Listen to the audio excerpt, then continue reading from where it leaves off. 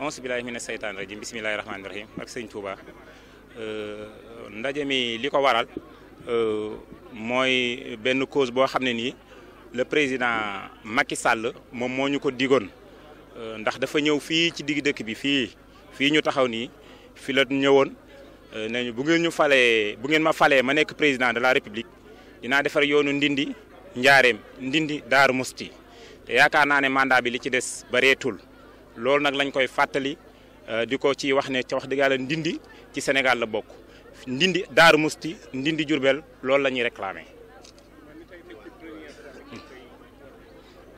waaw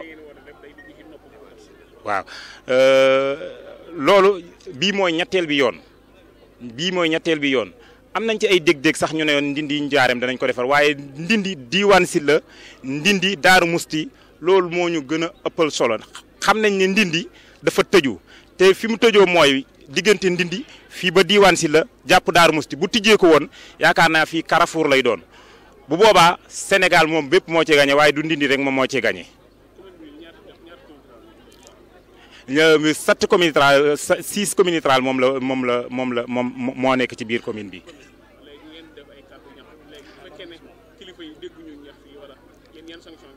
waa bi sunu bii passé waxoon nañ ko ñu tàngam lañu ñun Ndindi Jurbel lañ bëgg Ndindi Diiwaan Silla Daaru Musti lañ bëgg loolu bu ko amul élection yaa ngi ñëw dañ koy sanctionné waa loolu ñun bët bu set dañuy dig yu tooy lañ ñuy dig waaye saa bu ñu demee ba def suñu yaakaar rek yaakaar jooju naax saay dafa doy nag bu ngeen gisee kilifa yi toog kilifa yi taxaw nii xam ngeen ne mbir mi ñu soxal nañu yitteel nañu Macky Sall le président moom la ñuy ñaan encore une fois cette fois-ci na doon lu wér cette fois-ci Ndindi Njaareem na doon lu dëggu Ndindi Diiwaan Silla Daaru Musti la doon lu wér bu ko deful nag ñun ñoo yor suñuy carte électeur vraiment sonn nañ ci yoon bi li muy rey ci doomu aadama bari na te Ndindi li mu tëjoo bu fekkee ne yoonu Daaru Musti jaar Diiwaan Silla ubbeeku na kon wax dëgg yàlla kenn duñu gënub dëkk loolu daal moom la ñuy ñaxtu at yi yëpp moom la ñuy jooytu Macky Sall nag wax dëgg yàlla sonn nañ ci jooytu bi sonn nañ ci ñaxtu bi sonn nañ ci kii war nañoo dimbale nag diggante Ndindi Daaru Musti Ndindi Diiwaan Silla Ndindi Jurbel mu defaral ñu ko te yàlla tax. maa tudd Sam Diop coordonnateur pour mouvement bi nga xam ne moo dëkk collectif yi nga xam ne nii ci village yi jàpp Diiwaan Silla Kër Moussa Kër Awo Mboobeen yooyu yëpp ñun ñoo mobilisé wu fii tey ci commune bi yëpp jërë ngeen jëf. Voilà, aujourd'hui les populations des communes de Ndindi et de Darou Moussi se sont réunies dans l'objectif de marcher pour la réfection de l'axe Ndindi Diourbel Darou Moussi et Diiwaan Silla Darou Moussi. Il se trouve que le président de la République avait promis en 2012 qu'une fois élu, elle allait bitumer la route de Diourbel en allant vers Darou Moussi. Mais ces promesses sont vraiment non tenues depuis lors. Et aujourd'hui, l'objectif de ces populations et l'unique objectif de ces populations et leur priorité, c'est cette route, l'axe Ndindi Diourbel. Parce que ici, Ndindi Diourbel, Ndindi Darou Moussi, Diiwaan Silla Darou Moussi, en voulant aller vers Louga, il faut passer par Ndindi. Et Ndindi, Louga se situe à 21 km de Darou Moussi. Et Thiès aussi se situe à 17 km de Thilmakha. Ce qui fait que Ndindi est un véritable catalyseur d'économie. Une fois que cet axe est fait, Ndindi sera ouverte Ndindi sera ouvert économiquement. Donc, nous voulons dire à M. le Président de la République qu'il avait promis, il n'a qu'à respecter ses promesses. Et s'il ne respecte pas ses promesses, les populations des communes de Ndindi et de Darou Moussi ne voteront pas, ne vont pas boycotter les élections, mais ils voteront sanction. Nous allons sanctionner le Président de la République négativement. Voilà. 6 communes. L'arrondissement de Ndindi actuellement, pour la dire 6 communes. Il y a la commune de Taïba Moutoufa, la commune de Dankasen, la commune de Ndindi, la commune de Kerngalgou, la commune de Kerngana et la commune de Gardescal. Voilà. On a dit que la route a été codifiée. Pourquoi les travaux n'ont pas encore commencé? L'autorité administrative nous a dit que la route Ndindi-Djurbel a été codifiée. Mais vraiment, ils nous ont dit ça, mais on n'a pas encore vu les preuves. Ce n'est pas tellement clair à notre niveau. Ce que nous ne voulons plus de promesses, mais que le matériel soit là et qu'on démarre les travaux avant l'élection présidentielle de 2019. Ahmadou Kara Sylla jaamub Serigne Touba Khadim Rassoul.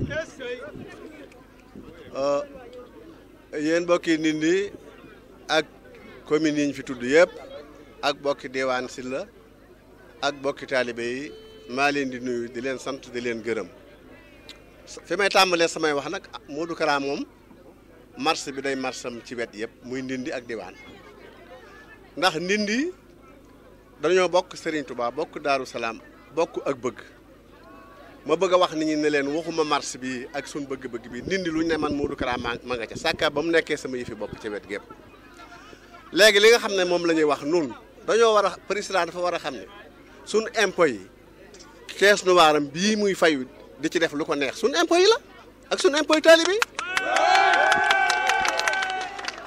suñ impôt yi ñuy fayu ci la ñuy fay seeni fonctionnaire di ci tukki lan moo tax nag réew mi am kumba amul ndey ak kumba amul bàyyi lan bëgg a xam am na dëkk yoo xam ne dañoo defar tëlier ba mu egg ñu defar ay kër ay milliards la ñuy financé ci ay kër yi sëriñ nun bëgguñu kër ab tëli lan bëgg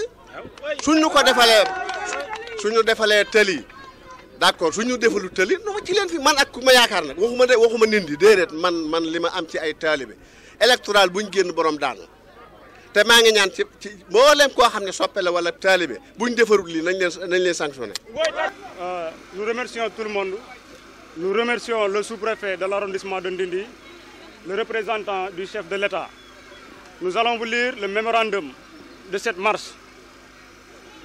L'alternance démocratique de l'année 2000, qui est survenue au Sénégal au terme de l'élection présidentielle, a été un indicateur positif du changement des mentalités de la population sénégalaise en général et de sa jeunesse en particulier. Cet éveil des consciences des jeunes fut le prélude de leur participation à la gestion des affaires locales.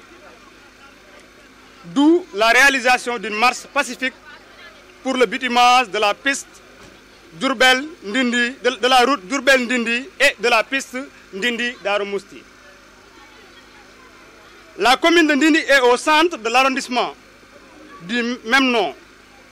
Il est situé à la croisée des chemins entre les régions de Louga à 21 km, de Darou Mousty et Thiès à 17 km de Thilmakha, ce qui constitue sans commune mesure un facteur catalyseur de l'économie. L'axe Diourbel-Ndindi-Darou Mousty traverse une zone où l'activité agricole prédomine fortement et les communes de Ndindi et Darou Mousty souffrent énormément de l'enclavement causé par un réseau de voiries quasi inexistant. L'agriculture est l'activité principale des populations. Elle mobilise 90% des ménages et fortement tributaires d'une pluviométrie très irrégulière. En dépit d'une solide tradition agricole, les agriculteurs doivent également composer avec des multiples contraintes qui les empêchent de réaliser les recettes escomptées. La principale entrave du secteur est l'impraticabilité de la piste Ndindi-Darou Mousty, qui faciliterait beaucoup l'écoulement des produits et éviterait aux populations de brader leur récolte. Toujours sur le plan économique, Cela va sans dire que la bonne gestion du temps constitue un facteur déterminant dans l'essor d'une nation. Or, le bitumage de la dite piste militaire beaucoup en faveur d'un gain de temps considérable pour faire la jonction entre les régions de Diourbel, Saint-Louis et Louga, mais aussi et surtout représente un raccourci entre la région de Saint-Louis et la Gambie. Au regard des difficultés ci-avant citées, la réalisation de cette infrastructure routière se pose avec acuité. Cette situation se répercute naturellement sur les revenus des ménages qui reposent pour la majorité sur l'agriculture.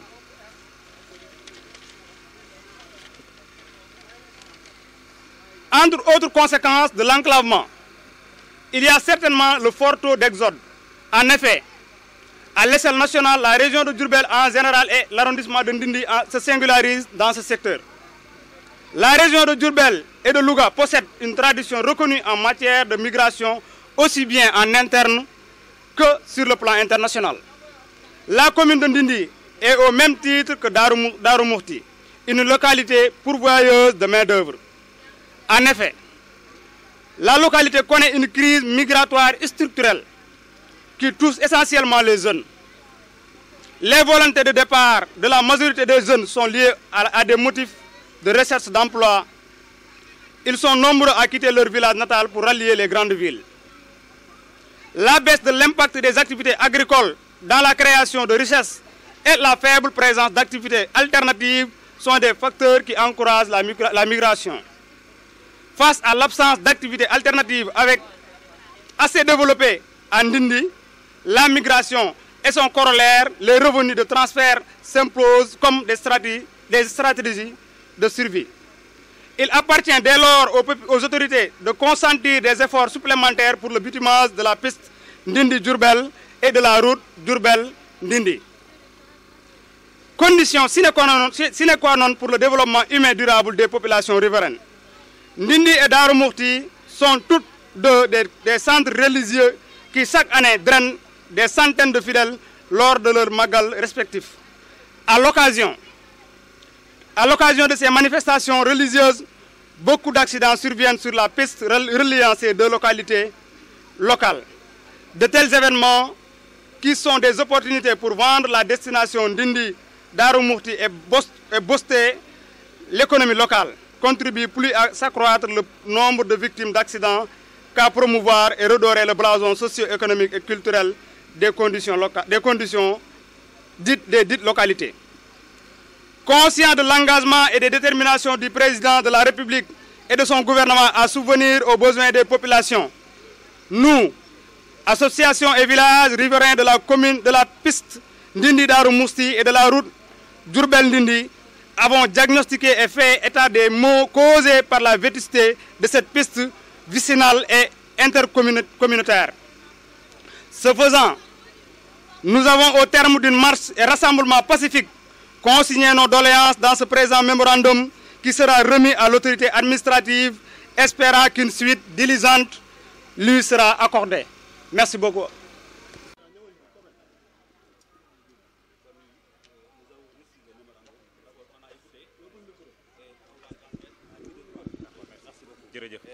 La marche est finie. Terminé. Merci beaucoup. On vous prie donc de vous disperser. D'accord.